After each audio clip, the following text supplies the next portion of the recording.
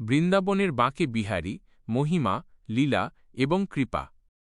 বৃন্দাবনের প্রাণকেন্দ্র হলেন শ্রী বাঁকে বিহারীজি। তাঁর অপরূপ সৌন্দর্য, বিচিত্র লীলা এবং অসীম কৃপা ভক্তদের হৃদয় মুগ্ধ করে রাখে। তিনি কেবল একটি বিগ্রহ নন, স্বয়ং ভগবান শ্রীকৃষ্ণই যেন এখানে প্রেমময় রূপে নিত্য বিরাজমান। মহিমা, গ্লোরি। বাঁকে বিহারীজির মহিমা বর্ণনাতীত। তিনি স্বয়ম্ভু বিগ্রহ, অর্থাৎ স্বয়ং প্রকট হয়েছেন।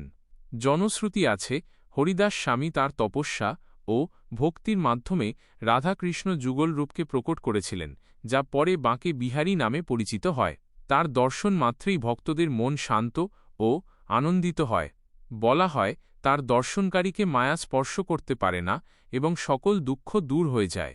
তার বাঁকা দাঁড়িয়ে থাকার ভঙ্গিমা, মৃদু হাসি আর চাহনিতে এক অলৌকিক আকর্ষণ আছে যা ভক্তদের মন চুরি করে নেয়। লীলা, ডিভাইন প্লে। বাঁকে বিহারীজি তাঁর ভক্তদের সাথে বিভিন্ন লীলা করে থাকেন। যদিও এই লীলাগুলি সরাসরি আমাদের দৃষ্টিগোচর হয় না, ভক্তরা তাঁর উপস্থিতিকে বিভিন্ন ঘটনার মাধ্যমে অনুভব করেন।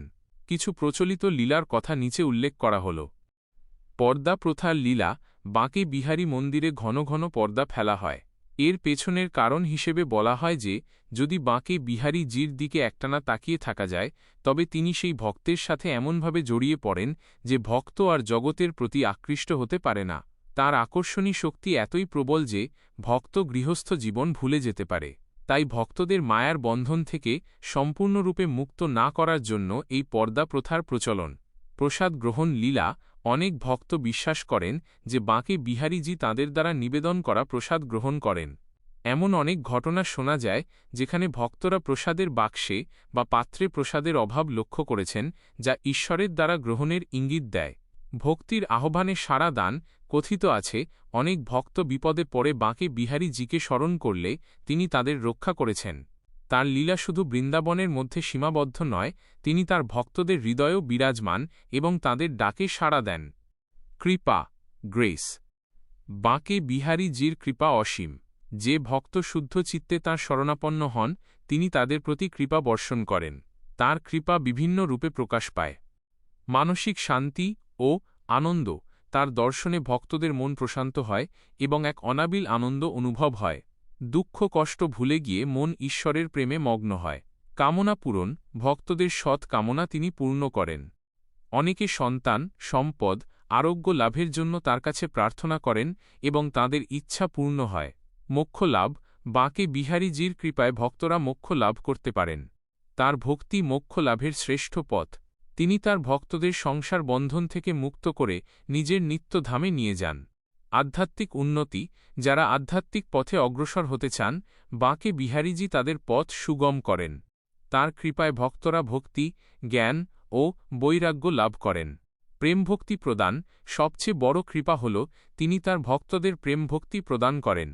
তার প্রতি নিষ্কাম প্রেমই হল জীবনের পরম লক্ষ্য এবং বাঁকে বিহারীজি সেই প্রেমভক্তির দাতা। বাঁকে বিহারীজি কেবল একটি মন্দির বা বিগ্রহ নন, তিনি প্রেম, ভক্তি ও কৃপার এক জীবন্ত প্রতীক। তার সান্নিধ্যে এসে ভক্তরা জীবনের পরমার্থ খুঁজে পান এবং এক অলৌকিক শান্তি অনুভব করেন। বৃন্দাবনে গিয়ে বাঁকে বিহারীজির দর্শন করা প্রতিটি ভক্তের এক পরম সৌভাগ্য। বৃন্দাবনের কেন্দ্রস্থলে, যেখানে শ্রীকৃষ্ণের প্রতি প্রতিটি ধূলিকণা প্রেমের গান গায়, সেখানেই বিরাজমান শ্রী বাঁকে বিহারীজি। তাঁর উপস্থিতি কেবল একটি বিগ্রহের মধ্যে সীমাবদ্ধ নয়, তিনি যেন স্বয়ং বৃন্দাবনের প্রাণ, তার হৃদয়ের স্পন্দন। তাঁর মহিমা, লীলা এবং কৃপা এতটাই গভীর যে তা শব্দে সম্পূর্ণরূপে বর্ণনা করা প্রায় অসম্ভব। দিব্য উপস্থিতি এবং আকর্ষণী শক্তি।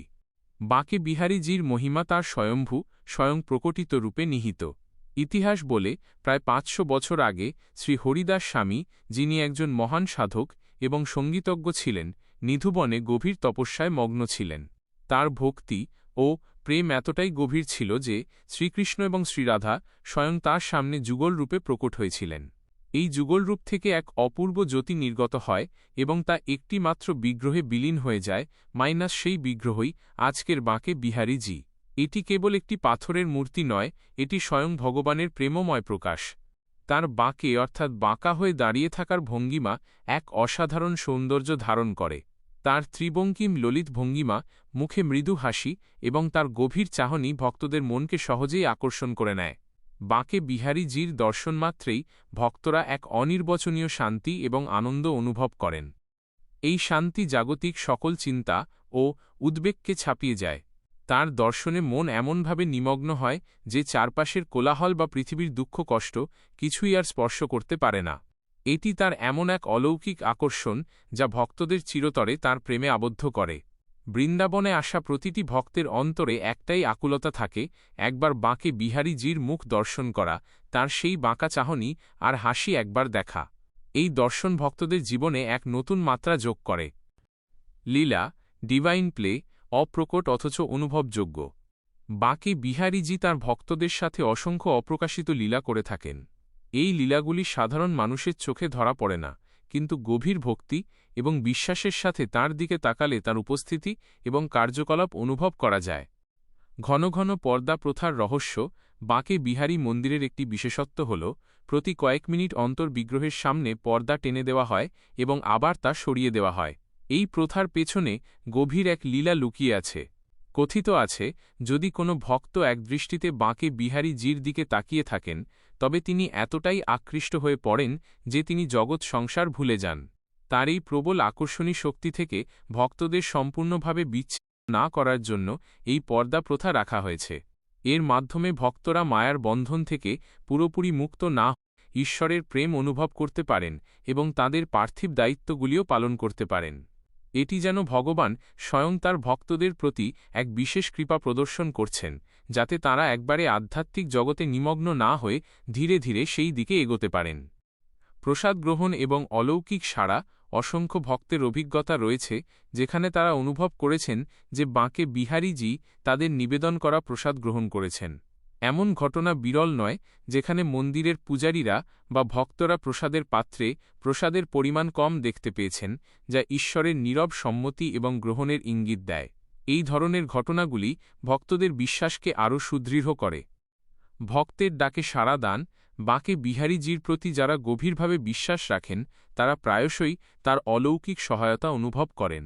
অনেক ভক্ত বিভিন্ন বিপদ বা সংকটের সময় আন্তরিকভাবে তাকে স্মরণ করেছেন এবং বিস্ময়করভাবে সেই সংকট থেকে রক্ষা পেয়েছেন।